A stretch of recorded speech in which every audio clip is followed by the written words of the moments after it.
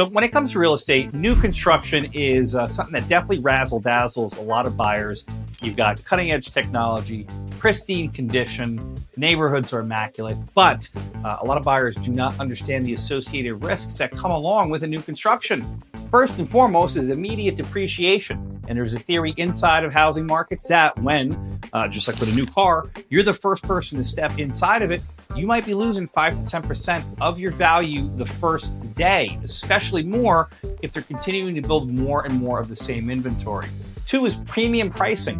Whatever a contractor or a builder puts into the home, there's going to be an upcharge added onto it. Every single thing they buy and every single thing they do needs to return a result, which is a return on investment. 3rd, unestablished neighborhoods. A lot of the times that developments are going in, most of the time they're a blank tract of land, 50 acres, 100 acres, kind of out in the middle of nowhere.